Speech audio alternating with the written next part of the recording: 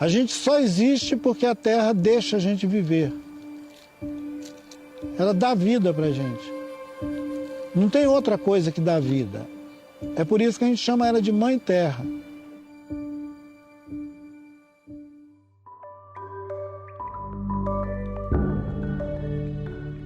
Os relatos pungentes de lideranças indígenas no documentário Pisar Suavemente na Terra, como a gente acabou de ouvir, são emocionantes gritos de urgência que ecoam em nossa consciência. O futuro da humanidade e do planeta está em nossas mãos. Mas como a gente pode viver em consonância com a conservação ambiental? Aprender com os primeiros habitantes do território brasileiro, rever conceitos e paradigmas pode ser um caminho possível para uma relação benéfica com o meio ambiente. Seja muito bem-vinda e muito bem-vindo ao último episódio da segunda temporada do Conexões para Convergir, um podcast criado para debater temas relacionados ao meio ambiente, à segurança e à soberania. Nos 6 episódios desta temporada que chega ao fim, a gente abriu debates francos e plurais, considerando as divergências e procurando identificar as convergências no enfrentamento dos desafios impostos pelas mudanças climáticas. Eu sou a Gabriela Viana e te convido a acompanhar a última conversa desta temporada comigo. Este podcast é apresentado pelo Centro Soberania e Clima.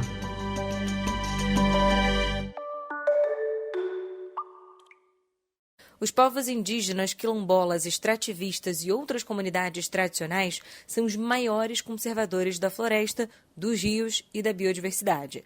Seus territórios são alguns dos lugares mais bem conservados no mundo. E, no entanto, a relação harmoniosa e equilibrada que os indígenas têm com o meio ambiente ainda parece ser negligenciada por muitos de nós, cidadãos comuns. A aproximação entre esses povos e toda a humanidade pode proporcionar trocas de saberes e contribuir, por exemplo, para as soluções baseadas na natureza, que ajudam a tornar as cidades mais resilientes diante de eventos climáticos extremos. O 6º e último episódio da segunda temporada busca, então, debater o protagonismo dos povos indígenas na construção de políticas públicas e nos espaços de tomada de decisão. E ainda analisar algumas das possíveis contradições que surgem na gestão territorial e ambiental. E eu tenho a honra de receber aqui no Conexões para Convergir 2 lideranças indígenas femininas que estão impulsionando as pautas ambientais, sociais e de governança no Brasil.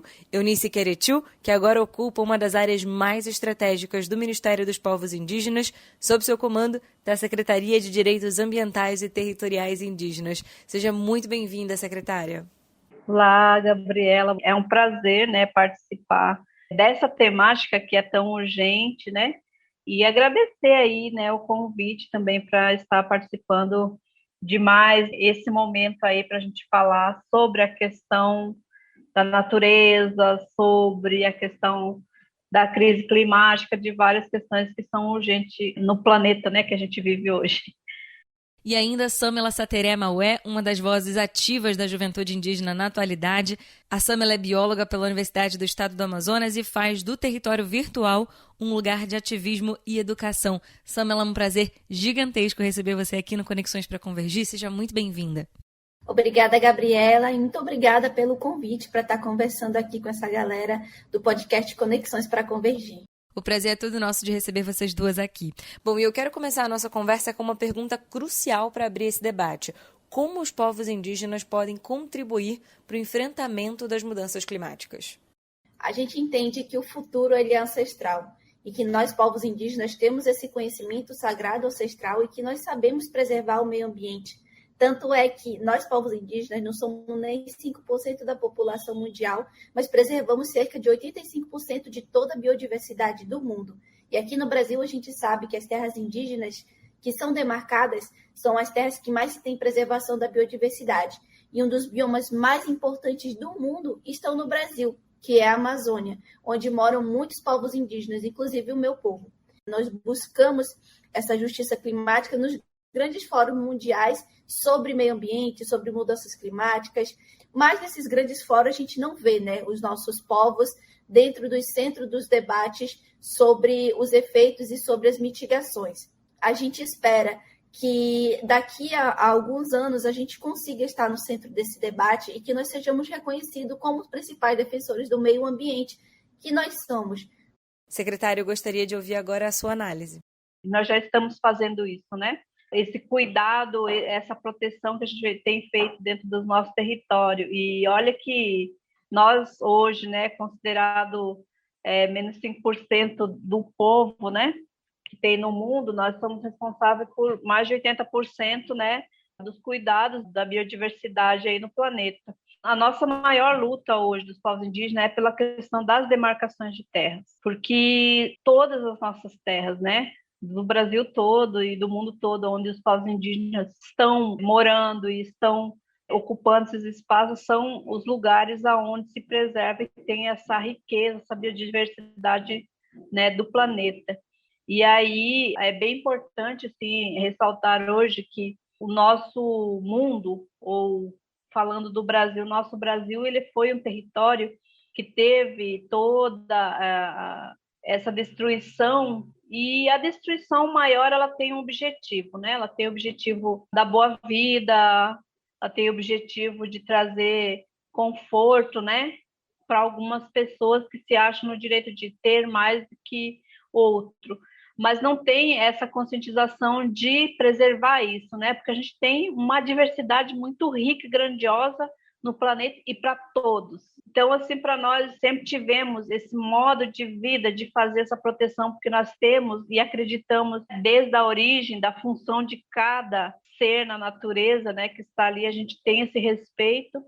Então, assim, nesse sentido, hoje a questão das demarcações de terra é o ponto crucial que ele vai parar a questão da violência com os povos indígenas, ele vai contribuir muito mais forte dentro dessa questão climática, ela vai também apresentar soluções, na verdade ela já vem apresentando soluções dentro dessa questão sustentável, né, de a gente sobreviver e conviver com essa questão da sustentabilidade sem destruir e ter essa vida em abundância para todos, né? Perfeito, secretária. E como é que a senhora avalia a resistência que existe hoje nos grandes eventos internacionais sobre o clima em abrir mais espaço para os próprios povos indígenas, como a Samela comentou aqui? Nós temos desde o espaço das nossas aldeias, das nossas casas, nossas famílias, nossas comunidades, nossas aldeias, mas esse espaço no mundo também que a gente precisa estar, e a gente tem como apontar, indicar e comprovar que isso é uma questão que está sendo feita dentro do nosso território, mas também de mostrar o sintoma que está fora desse território, que é o nosso, mas dentro de um planeta que é meu, que é seu, que é de todos nós, né? A gente não quer romantizar, por exemplo, assim, eu vou falar sobre mudanças climáticas. E aí, assim, a gente sempre fala que são teorias que levam a gente a pensar em algo adoecido, em algo que desperta um sentimento de caridade, um sentimento de pena, né? Porque tá acontecendo isso, então vamos ajudar, porque o planeta, a Mãe Terra está morrendo. E aí, assim, para nós, assim, acho que a gente precisa colocar assim, o que está causando isso? Das mortes dos rios, dos desmatamentos, do envenenamento da nossa terra, do envenenamento do nosso alimento. Quem está causando isso? Quem são os responsáveis por isso? Porque crimes, eles têm que ser punidos. Então, assim, a gente sempre pensa dessa forma para a gente conseguir seguir o nosso caminho lá para o futuro, a gente pegando os nossos ancestrais, passando pelo presente e planejando o futuro com toda essa memória nossa. Agora, se a gente passa essa etapa do crime e a gente só vai falar sobre a crise, então, assim, isso também me causa um pouco de indignação e uma urgência, uma necessidade muito grande que mais indígenas estejam nesses lugares falando sobre a questão da natureza, sobre a questão climática e principalmente sobre os povos indígenas. Na avaliação de vocês, quais têm sido os principais desafios no Brasil e no mundo de incluir as SBN nas políticas públicas? É um desafio político, né? Incluir tanto educação ambiental quanto política dentro do repertório da educação no Brasil. E acredito que se isso fosse trabalhado desde a educação infantil, ensino fundamental, ensino médio, a população brasileira entendesse a importância da preservação do meio ambiente e de que todo mundo faz parte de um corpo, faz parte de um território e que nós, povos indígenas, e que também os povos, os não indígenas, fazem parte do bioma, da natureza, se entendesse enquanto corpo, quanto território, quanto planeta, a gente não estaria passando por essa situação. E é um grande desafio incluir isso nessas políticas públicas. É por isso que a gente precisa de mais representatividade dos nossos dentro dos congressos nacionais. Para nós, assim, principalmente nós que estamos no Ministério dos Povos Indígenas, hoje a gente sempre fala assim, dentro de tudo que a gente tem planejado dentro do governo, é que nós estamos aqui para ocupar esses lugares, para fazer a diferença, inclusive dentro da estrutura desse sistema, com palavras, com teorias, porque, por exemplo, uma das questões que para a gente chama muita atenção quando a gente fala assim, a gente precisa reflorestar as mentes. E aí as pessoas perguntam o que é reflorestar as mentes? Reflorestar as mentes é a gente pensar em todo esse contexto e a gente ir para ação, porque a gente precisa fazer algo.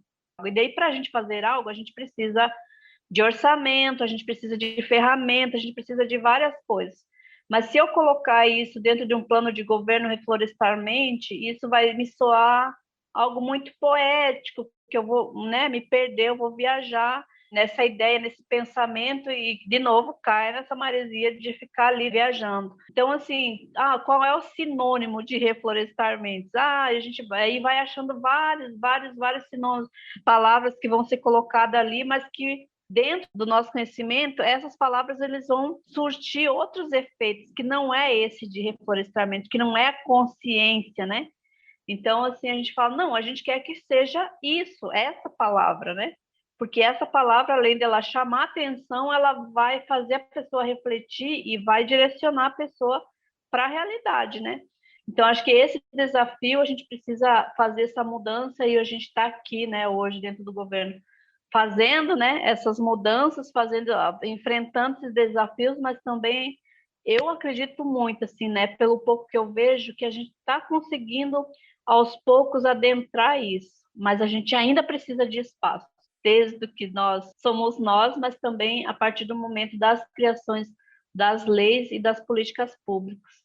Ainda falando sobre as soluções baseadas na natureza, elas têm sido cada vez mais incorporadas aos compromissos de zerar as emissões líquidas de gases de efeito estufa por parte das corporações no mundo inteiro. Como que isso tem se dado na avaliação de vocês e quais são os desafios e as contradições que surgem nesse contexto? A gente sabe que as grandes empresas são principais causadoras desses gases de efeito estufa e tentam fazer essa mitigação, mas essa mitigação muitas das vezes não é feita com quem entende dos efeitos de mitigação, que são os povos indígenas, as comunidades ribeirinhas, as comunidades tradicionais, quilombolas, e também não é feito com quem realmente sofre os efeitos das ações que são causadas por essas empresas, que são os efeitos das mudanças climáticas, que são realmente essas comunidades que são mais vulneráveis. A gente vê um exemplo que está acontecendo hoje, no sul do Brasil, onde as chuvas, as enchentes, deixaram muitos povos indígenas, principalmente o povo guarani, desabrigado, passando frio e teve suas casas alagadas. Então, essas pessoas não são as pessoas que causam as mudanças climáticas, são justamente as pessoas que protegem os territórios para que não aconteçam esses efeitos de mudanças climáticas, essas consequências, né? Essas consequências são causadas por grandes empresas, muitas vezes no Brasil ou muitas vezes em outro lugar do mundo. E a gente, quando vai para os debates, falar sobre isso, falar que as nossas casas estão sendo alagadas, que as nossas casas estão sendo queimadas, que os nossos biomas estão sendo desmatados, nós não somos ouvidos tais como essas pessoas que são os principais defensores. Queretui, pela sua perspectiva, quais são os desafios e, principalmente, as contradições que surgem com a prática que vem sendo adotada no mundo inteiro pelas grandes corporações de incorporar as soluções baseadas na natureza para atingir os compromissos de zerar as emissões líquidas de gases de efeito estufa? Então, primeiro, quero dizer que é a nossa preocupação também, né? A gente pensar em algo para resolver, né? Uma das preocupações que eu tenho muito grande, e a gente tem conversado muito com vários povos que a gente tem aqui dentro do Ministério dos Povos Indígenas, é que, por exemplo, o carbono, que é uma das questões que é debatido bastante, né, para essas soluções. E aí, assim, o modo de se pensar ecologicamente correto, né, que é fazer esse reflorestamento, fazer essa proteção dessa floresta, evitar o desmatamento, fazer o reflorestamento, ele vem na mesma linha de resolver o problema, né? Mas o conceito é diferente.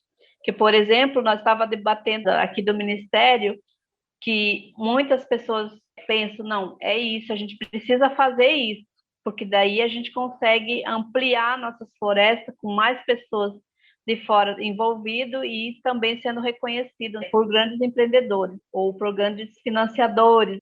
Mas, por um outro lado, existe um sentimento, uma ligação muito direta assim, junto com a forma de ser natureza, né? Porque, por exemplo, tem pessoas assim, dentro do nosso povo que tem uma planta que ela é uma avó, uma irmã, uma filha, que está ali fazendo todo, né, produzindo tudo isso, né, para esse bem-estar da família. E aí, como é que eu, dentro desse sentimento que eu acredito, eu vou também, né, vamos supor, negociar essa minha família para resolver um problema maior do mundo que muitas vezes corre o risco ainda de ser exterminado, porque é uma luta, né, contra todo um lugar assim que é chamado de economia ou econômico, que vem no embate, numa briga, né? A gente precisa ter muita responsabilidade, porque a gente não está lidando só com algo de ter, mas nós estamos lidando com algo de ser, né? Tem uma citação da pesquisadora Patrícia Fernanda Pinho que vai muito ao encontro do que vocês trouxeram para a gente aqui agora. Eu vou ler aqui a frase dela que diz o seguinte, abre aspas, embora os países membros da União Internacional para a Conservação da Natureza tenham ampliado a abordagem das SBN, incluindo os aspectos mais extensos de equidade e justiça, e aumentado o escopo da atuação para além de uma agenda urbana de países do hemisfério norte, a forma de operacionalizar as práticas no contexto socioeconômico e político, cultural da maioria dos povos indígenas e das populações tradicionais da Amazônia ainda está indefinida. Fecha aspas. Como que vocês avaliam a relação entre a construção de uma agenda de desenvolvimento sustentável pautada nas SBN e os conhecimentos ancestrais de povos indígenas e comunidades tradicionais? Os não indígenas têm sempre essa visão de que eles são salvadores, né? E aí que eu vou chegar ali na Amazônia e vou fazer um projeto gigantesco que vou ajudar os povos indígenas, as comunidades ribeirinhas, quilombolas, vou ajudar todo mundo. A gente sabe que o nosso bioma, eu falo nosso bioma porque eu sou do Amazonas, sou de Manaus, Amazonas, e aí eu trago muito para esse eixo. E quando a gente sai do Brasil e entra no eixo internacional, o Brasil vira a Amazônia, o bioma Amazônia. E aí são diversas Amazônias que tem ali. A Amazônia não é somente aquele imenso tapete verde de floresta. Existem pessoas, existem comunidades, existem gente que mora ali que cuida do meio ambiente, que cuida da natureza como a sua própria casa. Nós, povos indígenas, nós temos esse pensamento de pertencimento e conexão. E a gente entende a natureza como parte do nosso corpo, como parte do nosso território. E aí, quando as pessoas adentram nos nossos territórios, invadem nossas casas, colocam hidrelétricas ou balsa de garimpo nos nossos rios, é como se estivesse entupindo as nossas veias. E quando as pessoas adentram no nosso território e queimam, e desmatam e grilam nossas terras, é como se estivessem queimando, matando, desmatando o nosso corpo. Então, por isso que a gente se entende enquanto parte e extensão do território. E a gente não é povos indígenas defendendo a natureza, a gente é a própria natureza se defendendo. E então, quando a gente adentra nesses espaços, a gente vê que eles querem adentrar, eles querem salvar o mundo, mas não sabem como se faz isso. E também não consultam quem está fazendo isso há muito tempo. A gente quer participar da construção, do desenvolvimento e também participar do resultado de todos os projetos. A gente quer ser consultado no que vem acontecer dos nossos territórios, né? É por isso que a gente sempre traz esse conhecimento sagrado, ancestral, para a pauta, porque vai muito além do que um projeto, vai muito além do que recurso. São seres vivos, são pessoas, são seres encantados que estão ali do nosso lado. Nossa, é muito, muito bonito o que você trouxe aqui pra gente, Samela, porque realmente, de fato, quem não faz parte da comunidade tem muito essa visão de salvador, né? E eu queria até ouvir da secretária Querechu a sua visão sobre essa questão também. Então, acho que a dificuldade maior, o desafio maior é essa conscientização do ser humano. E aí, assim, queria trazer assim, que hoje é uma sede muito grande e eu trabalho muito para isso, que é a gente entender esse sistema, né, que foi criado. E, infelizmente, eu entendi, né, eu fui para a universidade, fui estudar o sistema, pesquisar o sistema. E o sistema ele veio para fazer das pessoas dessa forma, ela veio para criar caixinhas, maquininhas que pensam. Se eu pensar que todas as funções que foram criadas dentro da escolarização, ela foi criada com o intuito de desenvolvimento, todas elas. Então, assim, para mim, eu acredito que, assim, que a mudança humana ela só vai acontecer quando se mudar o sistema de educação escolar, né? Quero aproveitar e convidar, né, a todos vocês para também a pensarem nisso e a começar também a fazer essas mudanças e a questionarem esse sistema. E aí eu queria trazer uma planta. Nós temos uma planta chamada pindó, e na língua científica ela é o gerivá, é a palmeira gerivá. E a palmeira gerivá, para nós, povo guarani, ele é o ancião mestre de todos os mestres, né? Dos seres. Ele tem a vida igual um ser humano, que ele não brota. Ele morre, quando ele vive por muito e muito tempo, tem uma resistência muito grande, mas quando ele morre, não rebrota. Mas do gerivá, o que ele nos traz para nós como benefício, ele traz que das folhas do gerivá nós produzimos os telhados das nossas casas. A gente faz o telhado das nossas casas e parte das folhas deles nós fazemos o nosso colchão, né? Que é o lugar onde a gente vai dormir.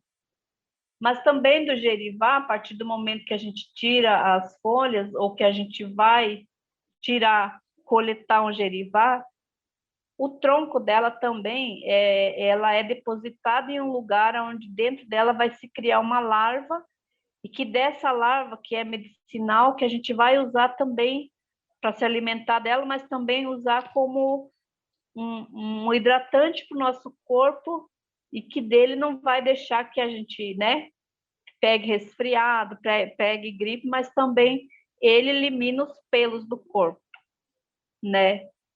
E a raiz do gerivá, ele é ótimo nos cuidados dos dentes das crianças. Quando as crianças trocam os dentes, né? O dente leite por esse dente permanente, ele é usado os palitinhos, né, da raiz para colocar no dente, né? Tirar como se fosse um palitinho, né? Colocando o dente para fortalecer o dente dessa criança para que não crie cáries, né? Crie bicho nesses dentes e ele perdure por muito mais tempo. Do fruto do gerivá, nós tiramos a nossa polpa, que vai ser o suco que a gente vai servir para as crianças. E desse, quando é retirada a polpa, ele solta uma semente que é o caroço, que a gente chama do gerivá, e que dentro tem uma amêndoa, né, uma castanha, onde também aquela amêndoa serve para doenças respiratórias.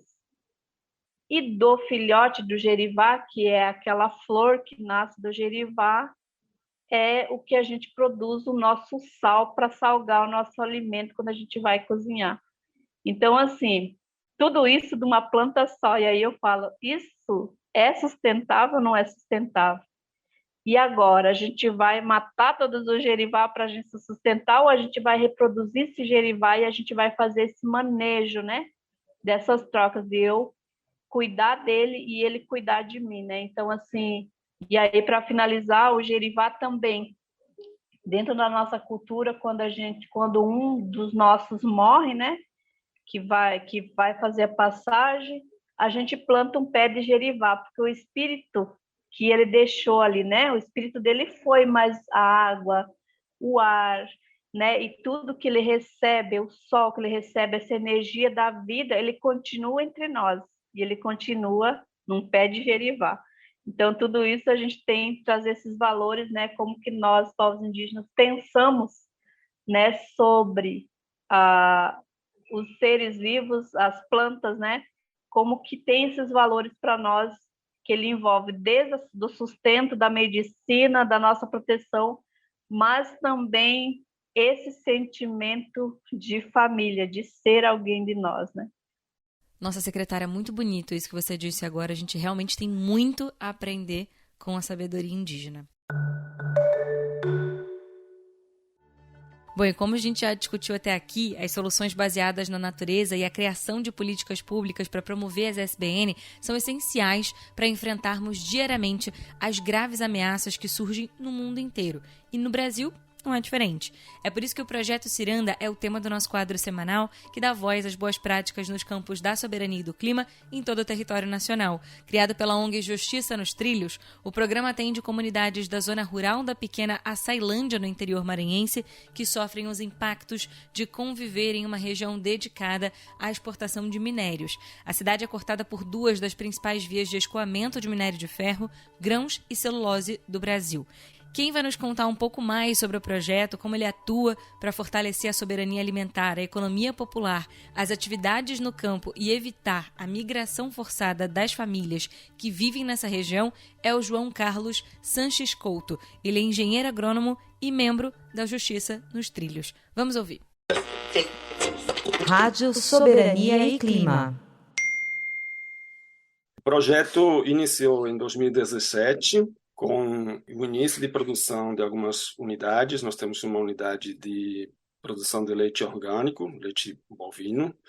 Temos uma unidade de criação de galinha caipira, de criação de suínos, e um sistema agroflorestal, é uma produção principalmente de frutíferas, consorciada com espécies florestais, com culturas anuais, como milho, feijão, mandioca, e minhocário, compostagem e assim várias experiências, sempre tentando que seja tudo numa escala que as famílias camponesas possam reproduzir nas suas propriedades. Como a maioria são comunidades, assentamentos da reforma agrária, comunidades quilombolas, territórios indígenas, a agroecologia apareceu como a principal estratégia de sobrevivência dessas comunidades. Então, a gente tenta também inovar, trazer tecnologias que, na sua maioria, nós não inventamos, mas que trazemos, adaptamos e tentamos produzir com essas tecnologias na escala de uma família camponesa, né?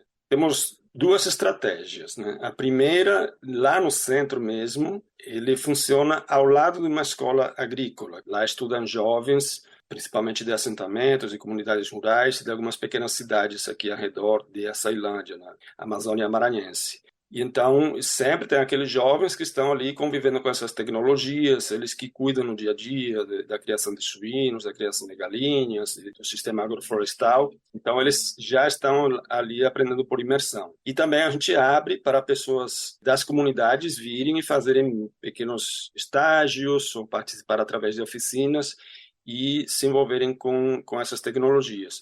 E, por outro lado, temos uma pequena equipe, que somos eu e mais duas engenheiras agrônomas, que vão até as comunidades e fazem a formação, fazem a promoção da agroecologia. Temos também agora um pequeno fundo rotativo solidário de microcréditos para famílias camponesas iniciarem a sua produção agroecológica. O projeto ainda está em fase de consolidação. O grande desafio é torná-lo financeiramente sustentável, porque produtivamente ele já é sustentável, mas financeiramente ainda é difícil. Bom, e como a gente acabou de ouvir, é possível sim implementar nos municípios brasileiros ciclos de adaptação baseados em ecossistemas saudáveis, com inclusão social e redução de vulnerabilidades. Então, eu gostaria de ouvir de vocês a análise sobre a importância de projetos agroecológicos como o Projeto Ciranda, que a gente acabou de apresentar. Se cada pessoa, se cada grupo, se cada projeto, né, que a gente lançasse na cidade, no campo, e a gente olhasse dessa forma e a gente conseguisse envolver, né, como eu falo, é a questão do diálogo, né, a gente conseguir envolver mais e mais pessoas, estar conscientizado nisso, porque aí quando a gente começa a envolver, a gente começa a criar laços, a gente começa a fortalecer esses afetos também, né, quando a gente tem essa conscientização, e quando a gente cria laços e tem afeto, a gente assume um compromisso, né? Isso é na vida, né? Em todos os sentidos, né? Então eu vejo assim que precisa assim pensar mais nesse sentido, a gente buscar, né? Buscar mais modelos, mais experiências, né? E a gente trazer e a gente também adaptar ao nosso modo de vida, aos nossos climas, a nossa diversidade também que existe, né, de regiões e de pessoas, mas são iniciativas que precisam ser valorizadas, e muito valorizadas, né? Aí quando a gente fala assim, mas os indígenas né, não querem desmatar, como é que a gente vai fazer a nossa produção, como que a gente vai fazer o nosso sustento, como que a gente vai produzir tudo, né, dá a impressão que dá, que quem quer desmatar, que fala assim, não, os indígenas não vão fazer mais nada, ou as pessoas que estão pensando nessa conscientização aí do mundo e mudar, fazer essa mudança, não querem mais fazer nada. Não é verdade, a gente quer uma solução para todos, né? Que a gente consiga viver nesse equilíbrio. E aí, quando a gente fala nessa questão da sustentabilidade, a gente fala nessa questão do manejo, né? E a gente está produzindo isso, se alimentando daquilo que a gente vai produzir, é também a gente produzir, por exemplo, o material que vai servir para a nossa casa, o material que vai servir para outras coisas, né? Criar o alimento que a gente vai se alimentar, criar fruta, a gente vai, né, produzir isso e a gente vai fazer o manejo. A gente não pode matar tudo, explorar tudo que tem em cima, mas a gente precisa estar alimentando e se alimentando, né? Tipo, esse manejo que precisa ter essa consciência, esse equilíbrio dentro da humanidade. Com certeza, secretária. E você, Samela, como é que você enxerga iniciativas como a do Projeto Ciranda? Acho que grandes projetos pequenos de comunidades, tanto da cidade quanto comunidades indígenas, comunidades ribeirinhas, eles são muito importantes para o desenvolvimento das crianças, das pessoas, da nossa capacidade enquanto seres humanos. E são grandes contribuintes também nos efeitos da mitigação das mudanças climáticas.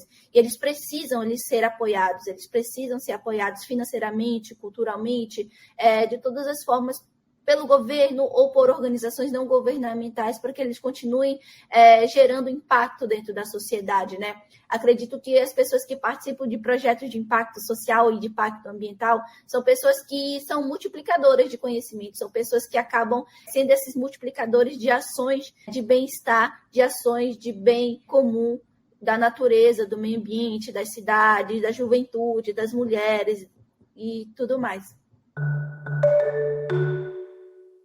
Como a gente falou bastante ao longo desse podcast, os povos indígenas e as comunidades tradicionais compõem parcela das populações já vulnerabilizadas que são desproporcionalmente impactadas pelas mudanças climáticas. Ao mesmo tempo, são esses atores os maiores protetores dos ecossistemas terrestres e, logo, da nossa biodiversidade.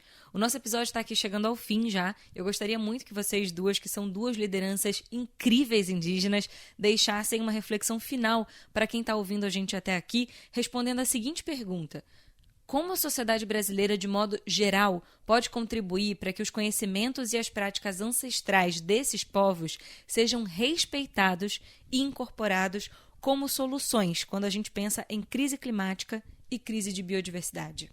A sociedade brasileira pode contribuir com os povos indígenas, não deixando esse conhecimento sagrado, tradicional, morrer. Sônia Guajajara, ela tem uma frase que representa muito a nossa luta, e ela fala assim, que a luta pela Mãe Terra é a mãe de todas as lutas. E que, embora a gente precise de outras coisas, como saúde, como educação, como respeito, a luta contra o preconceito, se a gente não tiver território, tudo isso não basta. Se a gente não tiver a nossa terra demarcada, tudo isso é em vão. Então, para defender os povos indígenas, para defender esse conhecimento sagrado ancestral que a gente tem de preservação do bioma, do ecossistema e do meio ambiente, a gente precisa demarcar os territórios indígenas, para que a gente continue fazendo o nosso trabalho de preservação, de guardiões que nós somos, de guardiões do território, de guardiões do meio ambiente que nós somos. A gente sabe que o que acontece na política ambiental é um genocídio contra os nossos povos. A gente sabe que o marco temporal é um genocídio contra os territórios indígenas. Não tem como medir um território por uma data que foi criada pelo não indígena, sendo que o nosso território é sagrado e ancestral. Nós já estávamos aqui muito antes de Constituição, muito antes de política, muito antes de Estado e muito antes de fronteira. Então, nós, povos indígenas, já estávamos aqui. Então, para contribuir com os povos indígenas, tem que demarcar terra indígena. Quem demarca terra indígena são os representantes que a gente escolhe através de uma democracia, que é a eleição.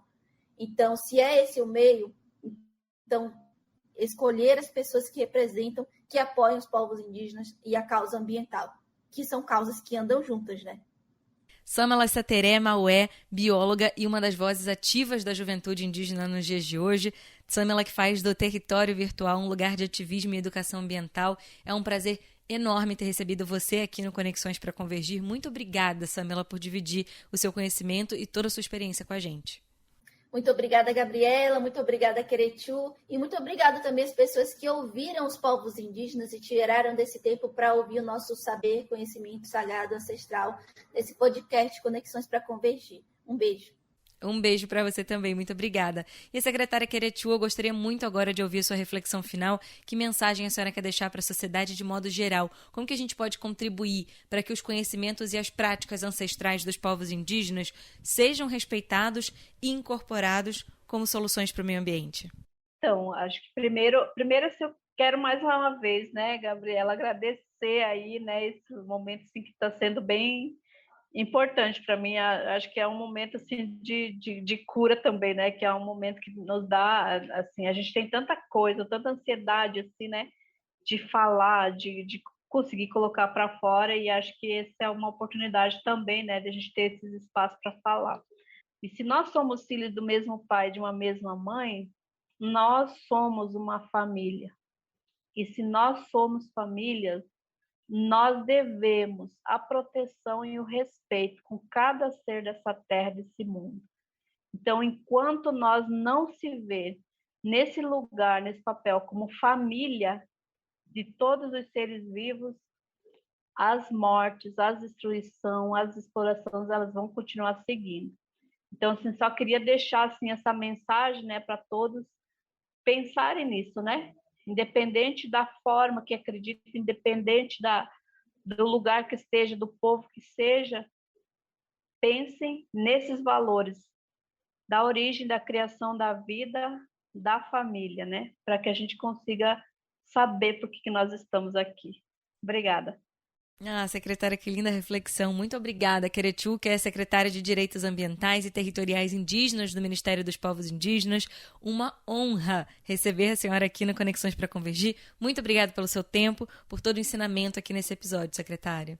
Muito obrigada também. Eu que agradeço mais uma vez. Estou muito feliz e à disposição no que eu puder também estar aqui, né, contribuindo. A segunda temporada do Conexões para Convergir vai ficando por aqui. Se você ainda não ouviu os outros episódios, aproveita a nossa pausa para maratonar a temporada. Em 6 episódios, a gente debateu temas relevantes e trouxemos aqui exemplos que a gente conhece e que nem sempre colocamos em prática para contribuir com um planeta mais saudável e habitável, porque a Terra não pertence aos humanos. Esse erro de achar que a gente pode perpetuar uma maneira de estar no mundo comendo o mundo. Da mesma maneira que você derruba uma montanha e produz minério, e produz ferro e aço, você produz guerra e mata a gente. É escolha. A gente podia escolher outra coisa.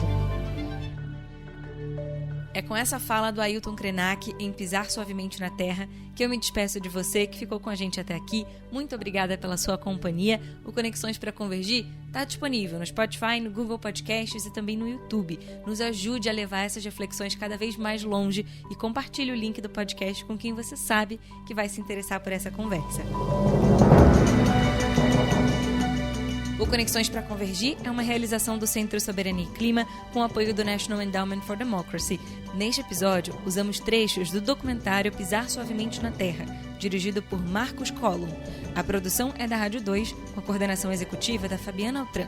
A produção executiva, roteiro e edição são de Patrícia Esperandio. A sonoplastia, de Isaac França. E a identidade sonora é de Isaías Alves, da Pulsar Records. Pesquisa e checagem técnica de Mariana Nascimento Blum, Mila Campbell e Bruna Ferreira. Na equipe de comunicação, temos Ricardo Gandur, Luciana Constantino e Valéria Morim. E eu sou a Gabriela Viana. Se você tiver qualquer dica, sugestão e elogio para o podcast, é só escrever para o e-mail podcast@soberaniaclima.org.br. A gente se encontra em breve. Até lá!